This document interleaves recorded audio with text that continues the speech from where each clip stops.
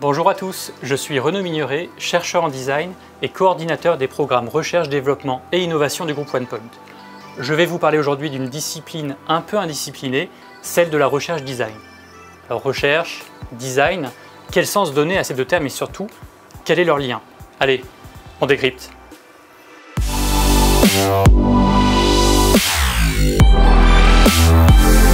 On entend souvent parler du design, une chaise est design, le design de telle application est réussi, on utilise le terme design thinking en entreprise pour innover. On peut en fait considérer le design sous différents angles, mobilisés dans différentes pratiques de conception. Vous l'aurez compris, le design est bien plus qu'une simple question d'esthétique. Il s'agit d'une posture créative qui vise à résoudre des problèmes et à répondre à des besoins d'une manière innovante. Alors, comment on en arrive à associer cette activité de recherche et de design? Commençons d'abord avec une définition, celle de la recherche design. En termes simples, c'est la transformation du design en discipline scientifique. La recherche design est en quête de connaissances dans une perspective d'applicabilité à des enjeux souvent sociétaux. La recherche design est particulièrement adaptée lorsqu'on la sollicite pour répondre à des problèmes uniques qui peuvent être expliqués et résolus de nombreuses manières différentes, notamment quand ces problèmes n'impliquent pas des solutions de type vrai ou faux, mais de type meilleur ou pire. La recherche design, c'est créer pour rechercher. Ça implique que des designers changent de perspective pour aller plus loin que l'envie de créer et passer à l'envie de connaître. Un point très important, c'est que la recherche en design est interdisciplinaire par nature. Elle puise dans différents domaines scientifiques pour enrichir sa compréhension. Psychologie, sociologie, ergonomie, anthropologie.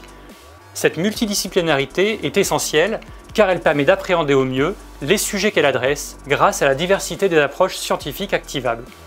C'est d'ailleurs là que réside l'intérêt de la recherche design. Elle fait sortir la recherche classique ou académique du laboratoire et transforme ses méthodologies. Elle permet donc de repenser les formats d'expérimentation avec une dimension conceptuelle très appréciée dans les entreprises. La recherche en design dans les entreprises, comment ça marche? La plupart des entreprises s'appuient sur une activité de recherche et développement au sein d'une direction dédiée ou via des partenaires académiques, et parfois les deux. Ça leur permet d'adopter une démarche d'anticipation réflexive pour penser les innovations de demain. Pour autant, il est parfois compliqué d'intégrer une démarche long terme de recherche dans une entreprise dont les objectifs sont court terme. La recherche design, elle, possède une forte capacité à adresser des sujets de société et trouve de plus en plus sa place dans le cadre de projets d'entreprise, sous forme de thèses, de travaux exploratoires ou de collaborations diverses, de développement d'actifs technologiques.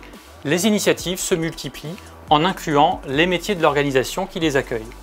L'émulation générée entre les chercheurs et collaborateurs qui travaillent ensemble remodèle autant la manière de produire de la recherche que de l'innovation. Elle renforce ainsi le lien entre les ambitions scientifiques et opérationnelles. La recherche design est dans ce sens une posture qui vient faciliter l'aboutissement d'une recherche appliquée via des modalités reconnues tant d'un point de vue académique qu'industriel. En fait, là où la recherche peine à embarquer les membres d'une organisation à cause de la complexité des outils, du vocabulaire, de la temporalité spécifique des projets, la recherche design adopte une approche inclusive orientée vers la conception ou tout du moins une visée applicative dont la finalité intéresse l'organisation.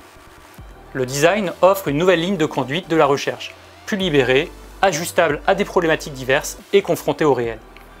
Pour conclure cette première partie, on pourra dire que la pratique de la recherche design impacte la manière dont les problèmes sont envisagés en convoquant des savoirs scientifiques et en adaptant la méthodologie de réponse à la nature des problèmes.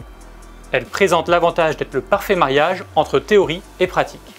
Elle fait rentrer la compétence du design dans l'entreprise à un autre niveau d'intervention, comme interface avec le monde académique, le monde industriel et la société. Mais une fois qu'on a investi dans la recherche design, qu'est-ce qui en sort concrètement? On en parle dans une prochaine vidéo.